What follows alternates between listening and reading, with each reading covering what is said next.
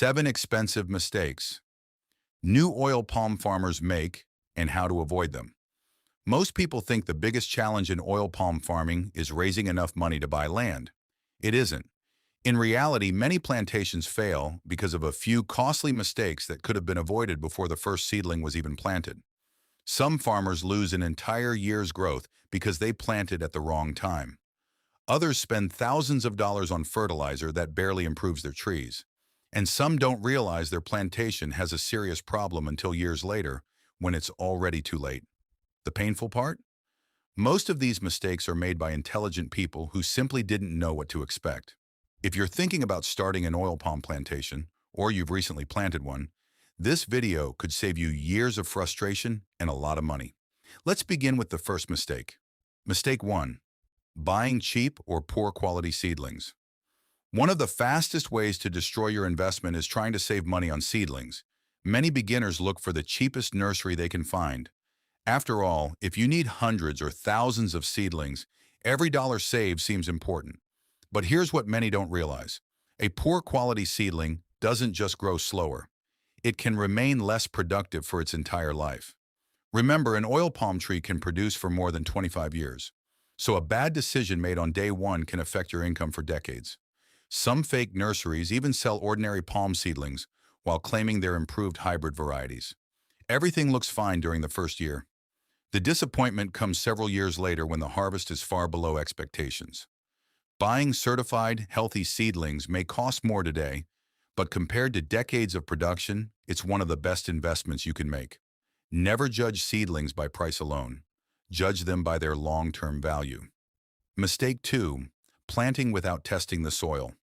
Many new farmers fall in love with a piece of land. It looks green.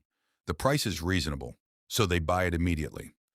Only later do they discover the soil isn't suitable for healthy oil palm growth. Oil palms don't simply need land. They need the right kind of soil. Poor drainage can drown roots. Very sandy soil struggles to hold nutrients.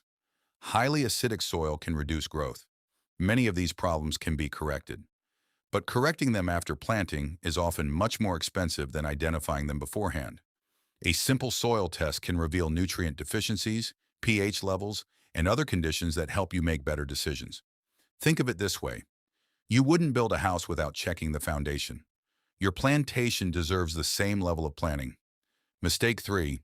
Underestimating maintenance costs. Many people carefully calculate the cost of land. They calculate seedlings, they calculate planting, then they stop. The problem is, starting a plantation is only the beginning. For the first few years, your trees won't generate income, but expenses continue. You'll need regular weeding, fertilizer applications, pest control, replacing dead seedlings, road maintenance, labor, equipment, fire prevention in dry seasons. These costs arrive whether your trees are producing fruit or not. Some farmers spend all their money planting the field, then run out of cash before they can properly maintain it. The result? Healthy seedlings become weak trees. Growth slows dramatically. Recovery becomes expensive. Always budget for several years of maintenance, not just planting. Mistake 4. Ignoring proper spacing. At first, empty spaces between young palms can make the plantation look wasteful. Many beginners think, if I plant more trees, I'll harvest more fruit. Unfortunately, nature doesn't work that way. As oil palms mature, their leaves spread widely. When planted too closely, trees begin competing for sunlight, nutrients, and water. The plantation becomes overcrowded. Air circulation decreases. Disease spreads more easily. Harvesting also becomes more difficult. The result is often lower production, not higher. Good spacing may feel like you're planting fewer trees today, but it often produces more fruit over the lifetime of the plantation. In oil palm farming, more isn't always better. Better planning is. Mistake 5. Waiting too long to control. Weeds may seem harmless during the first few months. Some beginners assume they'll remove them later, but weeds compete directly with young palms. They steal moisture. They absorb fertilizer. They block sunlight. Some even provide hiding places for pests and rodents. Young oil palms are especially vulnerable because their root systems are still developing. Allowing weeds to dominate during the early years can slow growth significantly. The earlier weeds are controlled, the less money you'll spend fighting them later. Good plantation management isn't about reacting to problems. It's about preventing them. Mistake number 6, expecting quick profits. This may be the biggest mistake of all. Many people hear stories about successful oil palm farmers. They see mature plantations generating impressive income. What they don't see are the years it took to reach that stage. Oil palm is not a get-rich-next-year investment. It's a long-term business. For the first few years, you'll mostly see expenses. Then production starts gradually. Only after several more years do many plantations reach their highest productivity. Farmers who understand this remain patient. Those expecting immediate profits often become discouraged and abandon their plantations too early. Successful oil palm farming rewards consistency, not impatience. Mistake 7, treating the plantation like a side hobby.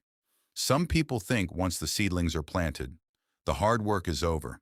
They visit occasionally, hope everything is fine, then leave again. But an oil palm plantation is a business. Businesses require management. You need records. You need to monitor fertilizer applications, track labor costs, inspect for pests, check tree health, plan harvesting, monitor market prices. Without management, small problems quietly become expensive disasters. The farmers who consistently succeed usually aren't the luckiest. They're often the most organized. They understand that every visit to the plantation provides information that helps protect future profits. Final thoughts. If you notice something about today's list, you'll realize that very few of these mistakes are about bad luck. Most are planning mistakes, and that's actually good news, because planning mistakes can be avoided. Oil palm remains one of the world's most valuable agricultural crops, but success rarely comes from simply planting trees. It comes from making good decisions, again and again, for years. The farmers who stay patient, keep learning, and manage their plantations carefully are usually the ones who build profitable businesses over time. Which of these 7 mistakes surprised you the most? Or have you seen another costly mistake that new oil palm farmers often make? Share your experience in the comments. Someone else might avoid an expensive lesson because of it.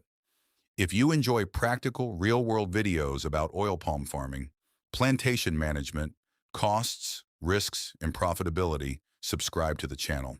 Thanks for watching, and I'll see you in the next video.